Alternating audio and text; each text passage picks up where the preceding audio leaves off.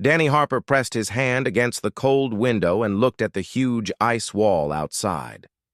The wall was tall, rising 300 meters into the black sky. Europa Station felt lonely and cold, just like the frozen moon it sat on. Jupiter hung in the distance, big and silent, watching over everything. 6 months had passed since Danny arrived at this place. His job was simple. Watch the sensors. Look at the ice wall. Report anything strange to Commander Patricia Hayes. Never go beyond the wall. That was the most important rule. Never cross the wall. The job sounded easy, but something felt wrong lately. Danny could not explain it, but he felt it in his bones. The ice wall kept secrets, and those secrets were getting harder to ignore. The man who worked here before Danny was named Gregory Stone. He disappeared 3 weeks before Danny arrived. Nobody at the station wanted to talk about Gregory. Whenever Danny asked questions, people changed the subject or walked away quickly. After a while, Danny stopped asking, but he never stopped wondering. Danny walked back to his monitoring station and checked the screens. Everything looked normal. The ice was forming the way it should. The temperature readings were correct. The small earthquakes from Europa's tides were expected. Nothing seemed out of place. But Danny had noticed things over the past month. Small movements in the ice that did not match natural patterns. Strange vibrations in the station's floor that happened at the same time every night. And sounds. Faint scraping noises against the outer walls that nobody could explain. The door opened behind him. Commander Patricia Hayes walked into the room. She was a serious woman with gray hair pulled back tight. Her face rarely showed any emotion except professional disapproval. "Status report," Patricia said without greeting. "Everything is normal, Commander," Danny replied. "No problems detected." Patricia looked at his face for a moment. "You look tired, Harper.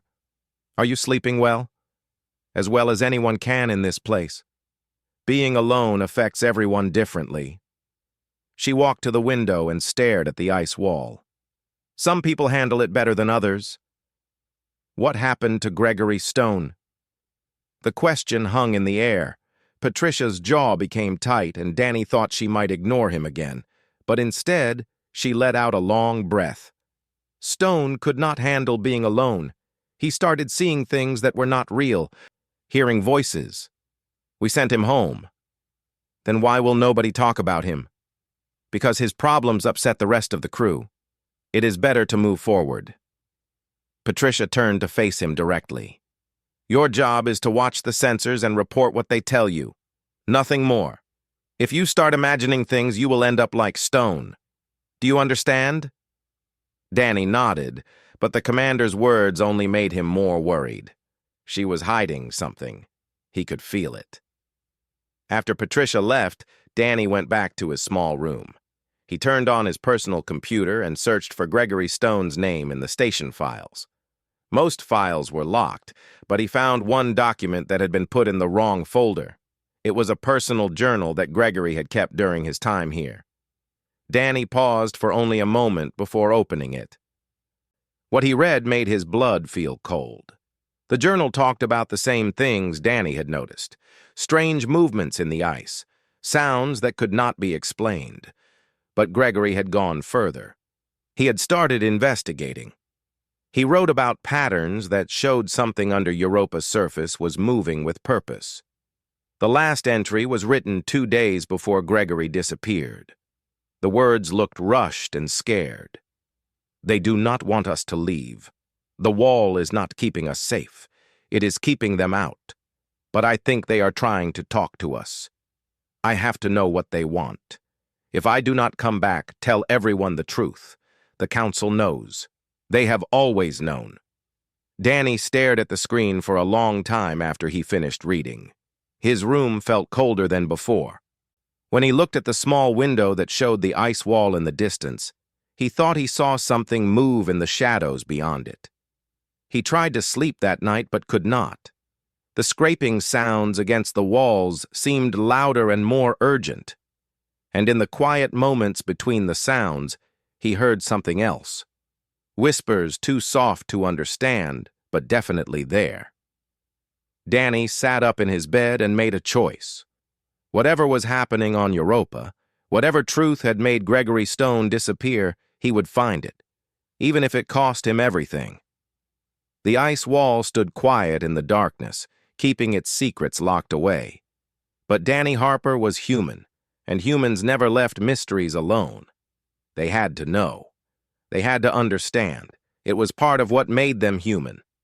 He got out of bed and walked to the window again. The ice wall glowed faintly under Jupiter's light. Somewhere beyond that wall, in the frozen darkness of Europa's surface, something was waiting. Something that wanted to be found. Something that needed to be heard. Danny put his hand against the cold glass and whispered, "I am listening now. Whatever you are, I am listening." The wind outside picked up, blowing ice crystals across the frozen ground. The sensors would say it was just normal weather. But Danny knew better now. He knew that nothing about Europa Station was normal. Nothing had been normal since the day the station was built. He returned to his computer and started reading Gregory's journal from the B. Danny spent the next 3 days looking through every file he could find without setting off security alarms. Gregory's journal had opened a door that could not be closed. The more Danny learned, the more questions he had. He discovered that Europa Station was built 12 years ago. The official story said it was a research station to study life on the moon. But that was not true. The station was really a monitoring post. The ice wall was built in the first year, and it cost as much as 3 stations. The report said the wall was needed to protect equipment from ice storms and moonquakes. But Europa did not have ice storms. The moonquakes were easy to predict and handle. The wall was built for a different reason. During his shift in the monitoring room, Danny pulled up old drilling records. The teams had drilled 15 kilometers into Europa's ice before they suddenly stopped. The official reason was equipment failure and no money to continue. Gregory's journal told a different story. The journal said the drilling teams found huge empty spaces in the ice. These spaces should not exist naturally. Sonar equipment showed structures inside these spaces. The formations were too regular to be natural. Then the instruments picked up something that changed everything. Rhythmic pulses coming from deep below. Patterns that looked like intentional communication. Danny's hands shook as he read what happened next. The research team brought in language experts and signal experts. They decided the pulses were real communication, but the language was unlike anything in the known galaxy. Before they could make progress, the Galactic Council shut down the project and made everything secret. The Council said Europa was now a restricted zone. All deep drilling stopped. The ice wall was finished. The station's mission changed to simple observation. Most of the research team was sent away. Only a small crew stayed. People like Patricia Hayes, who would follow orders without asking questions, and watchmen like Gregory Stone and Danny Harper. People who stood guard over something they were not supposed to understand. The door behind Danny opened. He quickly closed the files and turned around. Patricia stood in the doorway. Her face looked harder than usual. "You have been looking at restricted files," she said flatly. Danny's stomach dropped. "I was reviewing geological data for my report. Do not lie to me, Harper. I know you found Stone's journal." Patricia walked into the room and stood in front of the monitoring station. "You want answers? Fine. I will give them to you. But only because you will keep digging if I do not tell you. And that will put everyone at risk." She turned on a display that showed a picture of Europa's inside. Danny saw the ice on top, the ocean beneath it, and deep below that, a layer marked in red. "The wall was not built to protect us from Europa's weather," Patricia began.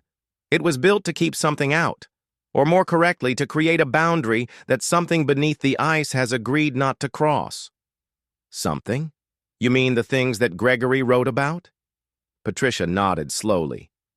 12 years ago, the drilling team found proof of intelligent life beneath Europa's ice.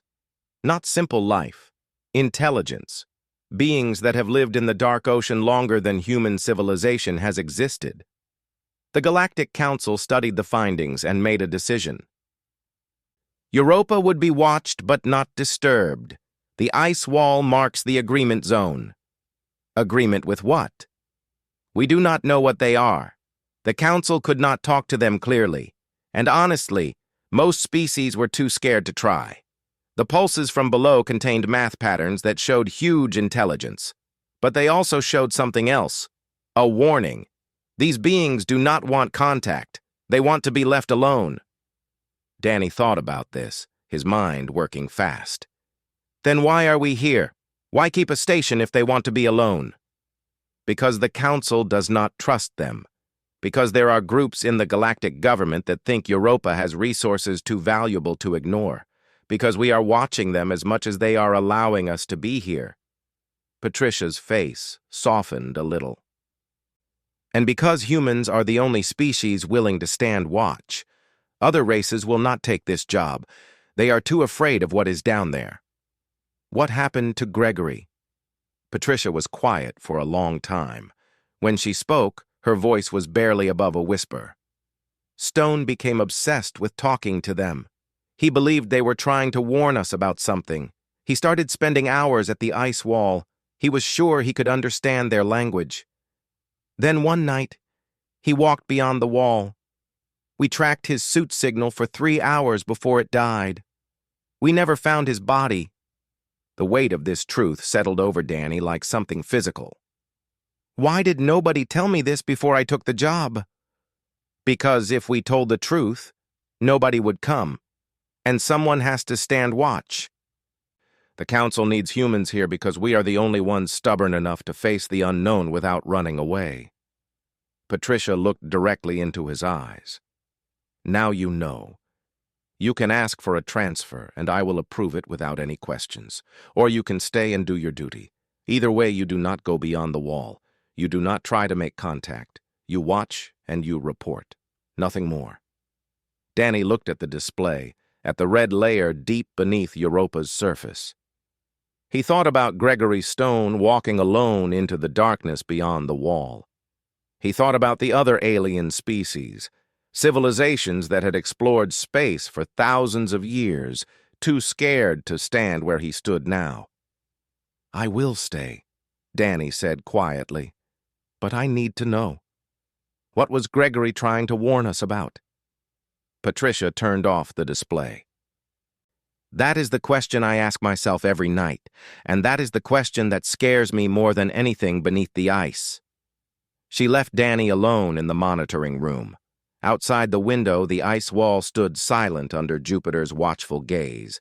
Somewhere beyond it, in the frozen darkness of Europa's surface, secrets waited to be discovered. Danny felt different now. He was no longer just a watchman following orders. He was a guardian standing between humanity and something vast and unknown. The other alien species were too afraid to take this duty. But humans were different. Humans looked at the unknown and said, I will stand here, I will watch, I will not run away. That was what made humanity special in the galaxy. Not their technology, not their strength, but their willingness to face fear and stand firm.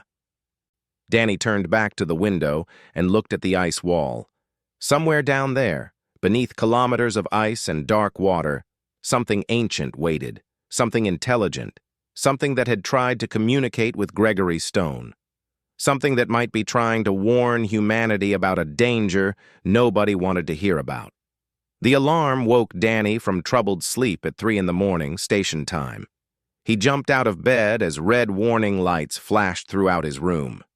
The station's emergency system spoke through the corridors in a calm, automated voice. Structural breach detected. All personnel report to command center immediately. Danny pulled on his uniform and ran through the narrow hallways toward the command center. The small crew was already there. Patricia Hayes was coordinating responses. Nicole Carter, the lead scientist, was studying information on her tablet. Tyler Morrison, the station engineer, was checking systems at his console. "What happened?" Danny asked as he entered. Patricia pointed to the main screen. "The ice wall. Section 7. There is a crack." Danny stared at the image. A huge split had opened in the wall, running from the bottom upward for almost 50 meters. But what caught his attention was not the crack itself. It was the way the ice had broken. The edges were smooth, almost like someone had carved them on purpose. "That is not natural pressure," Nicole said, confirming what Danny was thinking. She made the image bigger, showing the fracture pattern. "Look at the symmetry. Something pushed through from beneath." "That is impossible," Tyler said. "The wall's foundation goes 30 meters below the surface ice. Nothing could push through without our earthquake sensors warning us hours before." "Check the sensor records from the past 12 hours, Patricia ordered. Tyler's fingers moved quickly across his console. His face changed from doubt to worry. "There is nothing. No earthquake activity beyond normal levels. No heat changes. No pressure changes. The breach just appeared." Danny moved closer to the screen, studying the crack. Something about it seemed familiar. Then he remembered Gregory's journal. The previous watchman had written about patterns in the ice, formations that appeared overnight without explanation. This was the same thing, but much larger. "We need to go out there," Nicole said. "Take samples, study the fracture surface. If something caused this, we need to understand what and how." Patricia shook her head. "Too dangerous. We do not know what is causing these events. Commander, with respect, we are scientists. Understanding dangerous things is exactly what we are supposed to do." The debate continued, but Danny's attention stayed on the screen. As he watched, something changed in the crack. A faint glow appeared deep inside the split.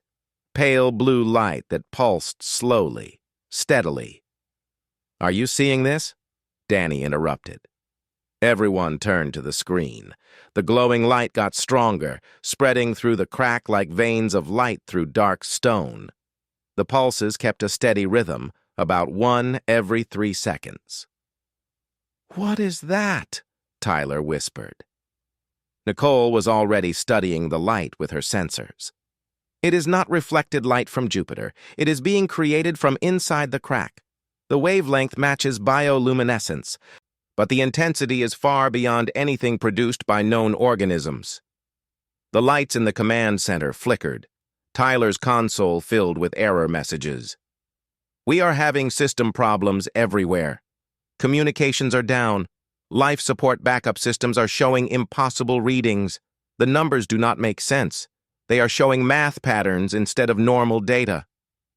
Danny felt a chill run down his back. "What kind of patterns?" Tyler pulled up the data. "Fibonacci sequence, golden ratio calculations, prime number series. All mixed together, but definitely intentional patterns." "They are communicating," Danny said quietly. Patricia turned to him sharply. "What?" Gregory's journal described the same thing, math patterns appearing in equipment readings. He believed it was communication from the things beneath the ice. "That is just guessing," Patricia said, but her voice showed doubt. Nicole joined Danny at the main screen. "If Harper is right, this changes everything. This is not just a structural failure. This is first contact." "First contact means they want to communicate with us," Patricia argued. "This could just as easily be a threat." As if answering her words, the glowing patterns in the crack changed. The steady pulse transformed into a more complex sequence.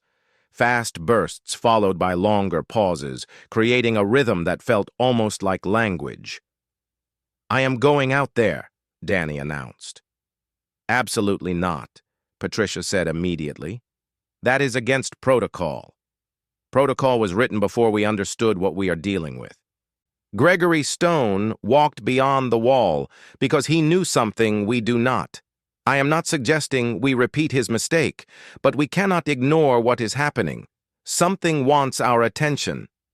Patricia and Danny looked at each other. The commander's face showed the struggle between duty and knowing that Danny might be right. Finally, she breathed out sharply.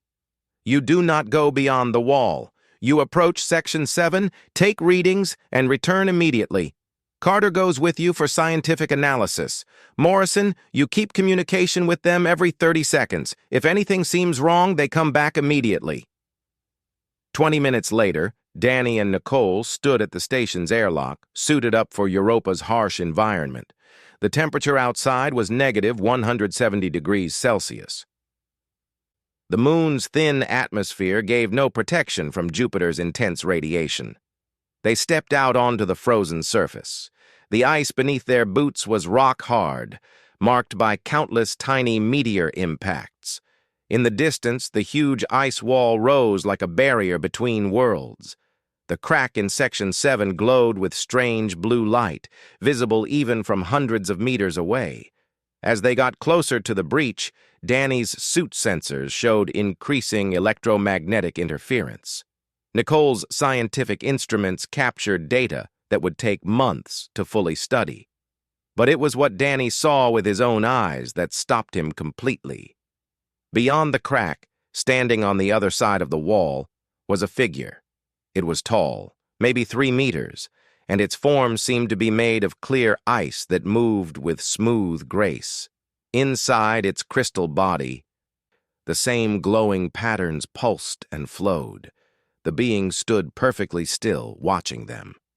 "Command, are you seeing this?" Danny's voice broke over the radio. Patricia's response came through with static. "We are seeing it. Do not approach. Do not make any movements that could be seen as threatening." The being tilted its head in a gesture so human-like it sent shivers through Danny despite his thermal suit. Then it raised one limb and pressed it against the ice wall from the other side, directly opposite where Danny stood. Danny found himself moving forward without thinking about it. He raised his gloved hand and placed it against the wall, matching the being's position. The ice between them was 30 centimeters thick, but in that moment it felt like nothing separated them at all. The glowing patterns in the crack began pulsing in a new sequence, complex, beautiful, and clearly intentional. Danny did not understand the meaning, but he understood the purpose. Something ancient and huge was trying to communicate. And Danny Harper, human watchman on a frozen moon at the edge of known space, was the first to truly listen. His heart pounded in his chest. His breath came quick and shallow inside his helmet. But he did not move his hand away from the wall. He stayed there, palm pressed against the ice, connecting with something that had waited beneath Europa's surface for longer than human history. Danny spent the next 72 hours working on what would either be the greatest discovery in human history or the final mistake that ended his career. He had turned the recreation room into a temporary laboratory, filling it with computer equipment, translation software, and every math reference database he could access.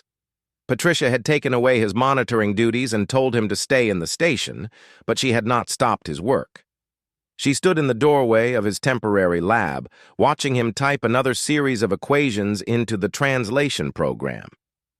"This is crazy, Harper," she said, though her tone showed more curiosity than criticism. "You are trying to decode an alien language using human math principles. The chances of success are nearly impossible." "Language is universal," Danny replied without looking up from his screen. "Math, physics, basic constants. These are truths that exist no matter who discovers them. If the beings beneath Europa are smart enough to communicate, they are using principles we both understand." Nicole entered the room carrying her latest analysis. "The glowing patterns follow clear math structures. I have found repeating sequences that match prime numbers, orbital mechanics, and what looks like molecular structures. They are not random. They are teaching us their language." "Or testing our intelligence," Tyler added from his position at another console. "Every message has a puzzle. When we solve it, they make it more complex. It is like watching a teacher adapt to how fast a student learns." Danny had set up a communication array pointed at Section 7 of the ice wall, where the breach remained open. He sent math sequences. Simple ones at first, then increasingly complex. The responses came back within minutes, always more sophisticated than what he sent. The process felt less like translation and more like learning to think in a completely new way. Human language used symbols to represent ideas. The being's communication seemed to skip symbols entirely, expressing ideas directly through math relationships and patterns. On the third night, Danny achieved a breakthrough.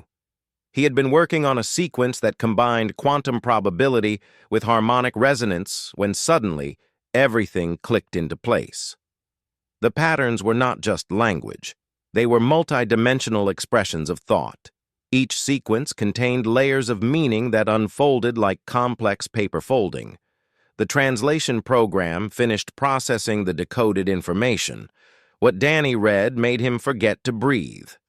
"I need everyone in here right now," he called over the station intercom. Within minutes, the entire crew was crowded into the recreation room, staring at the decoded message shown across multiple screens. "They call themselves the Wardens," Danny explained, his voice shaking with excitement and fear. "They have been beneath Europa's ice for over 2 million years. They are not native to this moon. They came from another star system and were imprisoned here." "Imprisoned by whom?" Patricia demanded. "A species they call the Architects, an ancient race that once controlled this part of space. The Architects found something in Europa's deep ocean, something that scared them so much they created the Wardens specifically to contain it." Nicole leaned forward, reading the data. "What kind of something?" Danny pulled up another section of the decoded message. "They call it the Sleeper. According to the Wardens, it is not a creature or a being in any normal sense. It is a form of intelligence that exists between matter and energy. Millions of years ago, the Sleeper spread across multiple star systems. It consumed civilizations not by destroying them physically, but by absorbing their consciousness, their knowledge, their very sense of self." "That is impossible," Tyler said, but his voice showed doubt. "The Architects built Europa as a prison. They brought the Sleeper here, trapped it in ice at the moon's core, and created the Wardens as eternal guardians. The Wardens are not alive in the way we understand life. They are partially synthetic, designed to exist forever in Europa's ocean, maintaining the barriers that keep the Sleeper contained." Patricia's face had gone pale. "The Galactic Council knows about this." "They do," Danny confirmed. "That is why they shut down the drilling operations 12 years ago. The deep digging was weakening the barriers. The Council discovered the truth about what lies beneath Europa, but they classified everything. The moon sits above huge deposits of rare minerals that dozens of species want to mine. So they are willing to risk releasing this Sleeper thing for profit?" Nicole's voice rose with anger. Danny nodded seriously. "The Council believes the barriers will hold long enough for them to get the resources. They are gambling with forces they do not understand. The Wardens are trying to warn us to stop." "Why have the Wardens not communicated with the Council directly?" Patricia asked. "They tried. The Council ignored them. Most species in galactic society are too afraid of the Wardens to listen.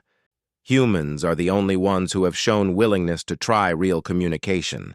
That is why the being appeared to us at the wall. They have been waiting for someone brave enough or foolish enough to talk back." Tyler pulled up geological survey data on his tablet. "If what you are saying is true and the barriers are weakening, how long until the Sleeper wakes up?" Danny highlighted a section of the Warden's message. "According to their calculations, the current drilling schedule will create critical structural failures within 18 months. Once the barriers fail, the Sleeper will wake, and when it does, it will not stay on Europa. It will spread to Ganymede, then Callisto, then the inner solar system. Earth itself would be at risk." The room fell silent as everyone understood what this meant. Finally, Patricia spoke. "We need to report this to the Council immediately." "They will bury it," Danny said. Just like they buried the original findings, just like they buried everything that does not serve their economic interests. Then what do you suggest? Danny looked at each member of his crew. We tell everyone. Humans, aliens, everyone. We broadcast this information across every channel in the solar system. Make it impossible to ignore or hide. That is treason, Patricia said flatly. We would be violating classification rules, breaking galactic law, and destroying any chance we have at careers in space. I know, Danny said quietly, but I would rather be a traitor than stand by while something that could destroy human civilization gets released because we followed orders. Nicole stood. I am with Harper. This is bigger than our careers. Tyler hesitated, then nodded. If we are really the only ones crazy enough to communicate with the wardens, then maybe we are the only ones crazy enough to do what is right. All eyes turned to Patricia. The commander stood stiff, decades of military training fighting with her conscience. Finally, she breathed out slowly. All right, we do this, but we do it my way. We gather every piece of evidence, make sure the data cannot be argued with, and we send it to every human colony at the same time. We give humanity the choice to act. Danny felt relief wash over him. Thank you, Commander. Do not thank me yet, Harper. We are about to make ourselves the most wanted people in the solar system. As the crew began preparations, Danny returned to the window overlooking the ice wall. The breach in Section 7 still glowed with light. He could almost feel the wardens watching, waiting to see what the humans would do. Gregory Stone had walked beyond the wall seeking truth. Danny Harper would honor that sacrifice by making sure the truth reached everyone who needed to hear it, even if it cost him everything. The message was ready. Danny stared at the transmission button on his console, his finger hovering over it. Behind him, the crew of Europa Station had gathered for this moment. The point of no return. Once we send this, there is no taking it back, Patricia said. She stood beside Danny, her hand resting on his shoulder. The Council will respond with force. We will be arrested, prosecuted, and likely imprisoned. Are we all prepared for that? I have been preparing my entire career, Nicole replied. She had organized the scientific data, putting years of hidden research into a case that could not be argued against. Everything I learned taught me that science serves truth, not politics. If I cannot stand by that principle now, what was the point of any of it? Tyler had spent the past day securing their transmission against interference. I have routed our broadcast through every relay satellite in the Jupiter system. They can shut us down eventually, but not before the message reaches every human colony, station, and ship within range. Danny looked at each of them. These people who were about to sacrifice their futures for something greater than themselves. I want you all to know, I am sorry for bringing you into this. You did not bring us anywhere, Patricia said firmly. We made our own choices. That is what humans do. Danny pressed the button. The transmission burst outward at the speed of light, carrying the decoded messages from the wardens, the geological evidence of weakening barriers, and the classified council documents that proved they had deliberately hidden information. Within seconds, it reached the Mars colonies. Within minutes, it hit the asteroid mining stations. Within an hour, it would arrive at Earth itself. The response was immediate. Danny's console filled with incoming messages. Confusion, anger, demands for proof, and slowly, inevitably, outrage. Humans across the solar system were learning that their government had hidden a cosmic threat for profit, and they were not pleased. We have company, Tyler announced, pulling up the long-range sensors. 3 Council security ships just entered Jupiter space. They will be here in 6 hours. That was faster than I expected, Patricia said. They must have had ships waiting. Danny returned to the window overlooking the ice wall. The glowing patterns in the breach had changed, becoming more complex and bright. He turned on the translation program one final time and gasped at what he saw. "The wardens are communicating," he said. "They know what we did." Nicole joined him at the console. "What are they saying?" Danny read the decoded message aloud. "Thank you. First time in 2 million years someone listened. First time anyone chose truth over fear. You are young species, but you have something old species lost. You have courage to question, strength to challenge, wisdom to protect life above profit. You stand watch, not because ordered, but because it is right." The message continued, flowing across the screen in mathematical beauty. "The architects who imprisoned us are gone. The great species who once ruled this sector all gone. They became too comfortable, too rigid, too certain of their superiority.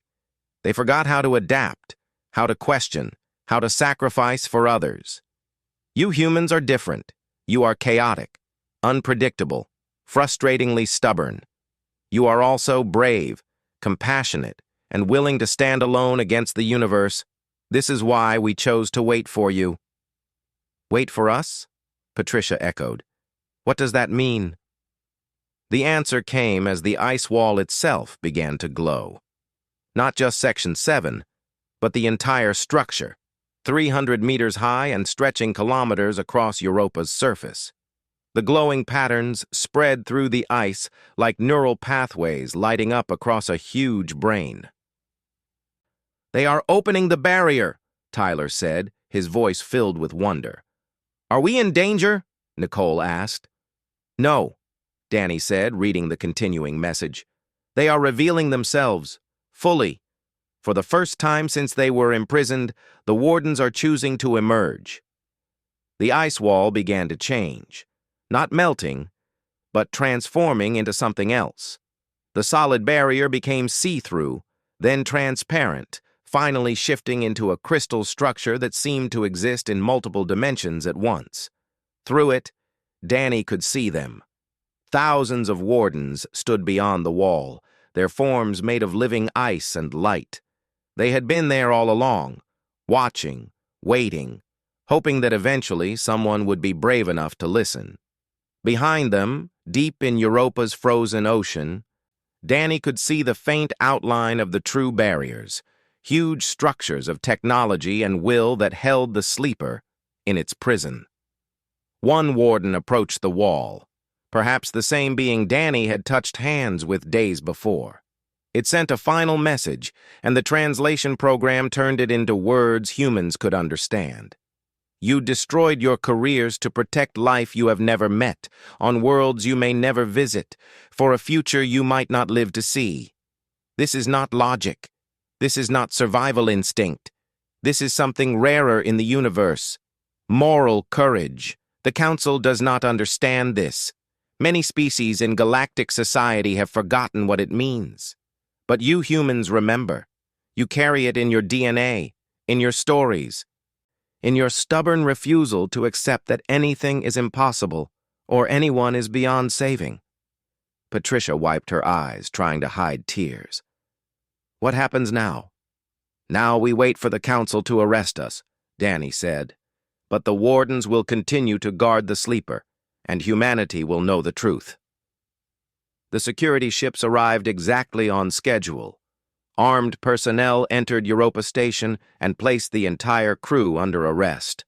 Commander Patricia Hayes, lead scientist Nicole Carter, engineer Tyler Morrison, and watchman Danny Harper were taken into custody without resistance. But as their transport ship lifted off from Europa's surface, Danny looked back through the window.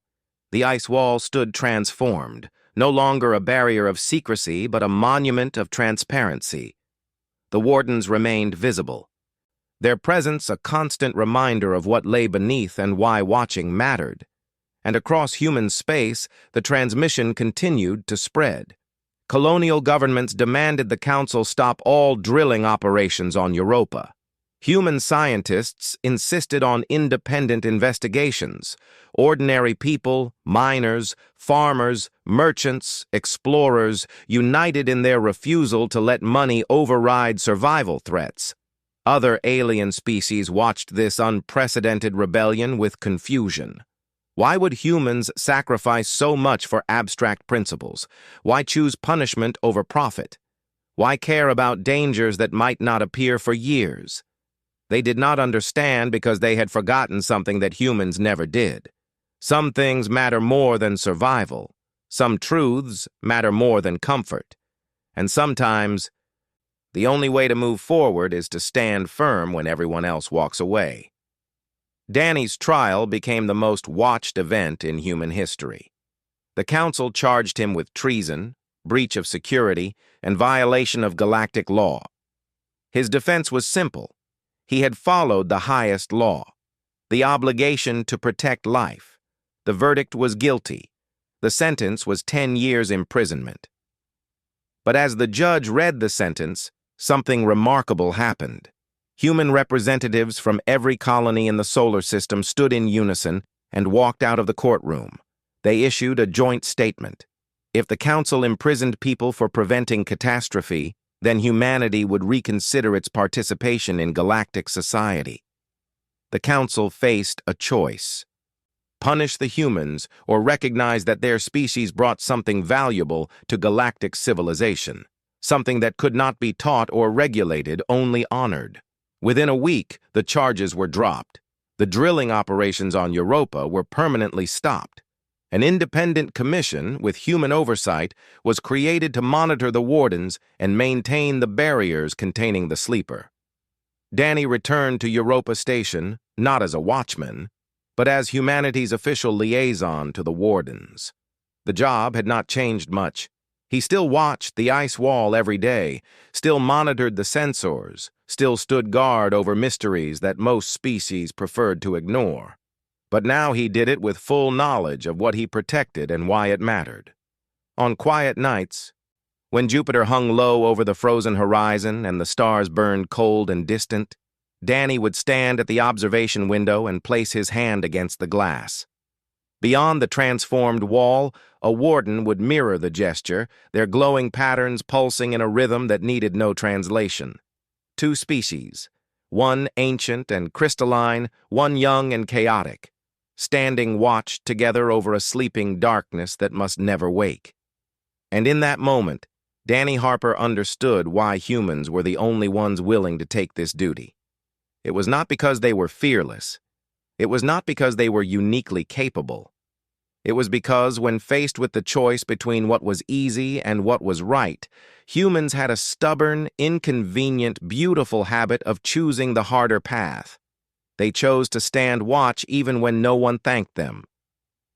They chose to speak truth even when silence was safer. They chose to protect life even when profit beckoned. That was what made humanity exceptional. Not their strength or their technology or their intelligence, but their unwillingness to look away from what mattered. Danny pressed his palm more firmly against the glass, feeling the cold through the material. The warden on the other side pulsed once, a gesture that carried meaning beyond words. We see you, we honor you, we stand with you. And Danny Harper, human watchman on a frozen moon at the edge of everything known and unknown, smiled and whispered back, "And I stand with you, friend, for as long as it takes, for as long as it matters." The ice wall glowed softly in the darkness, a testament to courage, sacrifice, and the simple human choice to do what was right. Even when the whole universe stood silent, humans dared to speak. Even when comfort beckoned, humans chose to stand watch. That was their gift to the galaxy. That was their promise to the future. That was what it meant to be human. The wardens had been imprisoned for 2 million years, standing guard over a sleeping nightmare that could destroy civilizations. Now they were asking humans for help, not demanding it, not forcing it, just asking. And humans, being humans, could not ignore that request. They could not look away from beings who needed help. They could not prioritize profit over protecting life. That was what made humanity different from the other species in the galaxy. That was why the wardens had chosen to reveal themselves to humans instead of the older, more advanced races. Because humans cared. Even when caring was dangerous, even when caring was expensive, even when caring meant standing alone against the entire Galactic Council, Danny pressed his hand against the window and made a silent promise to the wardens below. "We will not let you down. We will not let the sleeper wake. Whatever it costs us, we will do what is right." The ice wall glowed in response, as if the wardens heard him and understood. Nicole stood beside him, her instruments recording everything. Through the radio, Danny could hear Tyler and Patricia talking urgently back at the station. But all of that felt distant and unimportant. What mattered was this moment, this connection, this first real attempt at understanding between humanity and something truly alien. The being on the other side of the wall pulsed with light one more time. Then slowly, carefully, it stepped back into the darkness beyond the crack and disappeared from view. Danny and Nicole stood in silence for several minutes before Patricia's voice came through the radio again. "Harper, Carter, return to the station immediately." As they walked back across the frozen surface, Danny kept looking over his shoulder at the glowing crack in the ice wall. Everything had changed in those few minutes. The beings beneath Europa were real. They were intelligent. And they wanted to communicate. The only question now was whether humanity was ready to hear what they had to say. He made a promise to himself. He would not ignore the warnings. He would not look away from the truth. He would honor Gregory Stone's sacrifice by finding out what the man had died trying to discover. The ice wall glowed faintly in the light from Jupiter. Danny put his hand against the window glass, feeling the cold through his palm. Out there in the darkness, beyond the wall where no human was supposed to go, answers waited. And Danny Harper was determined to find them, no matter what it cost, no matter what dangers he might face, because that was what humans did. They asked questions when everyone else stayed silent. They searched for truth when everyone else accepted lies. They stood watch when everyone else ran away. The universe was about to learn what happened when you gave humans a mystery to solve. They did not give up. They did not back down. They kept pushing forward until they found the truth, even if that truth was buried under kilometers of ice on a frozen moon at the edge of the solar system. Ginning. If he was going to find the truth, he needed to understand everything Gregory had learned. He needed to see the patterns that Gregory had seen. He needed to follow the path that Gregory had started. The night stretched long and dark around him. The station was quiet except for the hum of machines and the scraping sounds that nobody wanted to talk about. Danny read page after page, learning secrets that had been buried, discovering warnings that had been ignored. By the time the artificial dawn came to Europa Station, Danny Harper was no longer just a watchman following orders. He was a man on a mission. He would uncover the truth about the ice wall, about the things that lived beneath Europa's frozen surface, about the reason Gregory Stone had walked into the darkness and never returned. The ice wall waited outside, tall and mysterious. Inside the station, Danny prepared himself for what would come next. He did not know yet that his choice to seek the truth would change everything, not just for himself, but for all of humanity. Not just for the present, but for the future of life in the solar system. Sometimes the smallest choices lead to the biggest changes. Sometimes one person standing up makes all the difference, and sometimes being human means refusing to look away from the truth, no matter how frightening it might be. Danny Harper was about to learn all of these lessons. The ice wall held its secrets close, but not for much longer.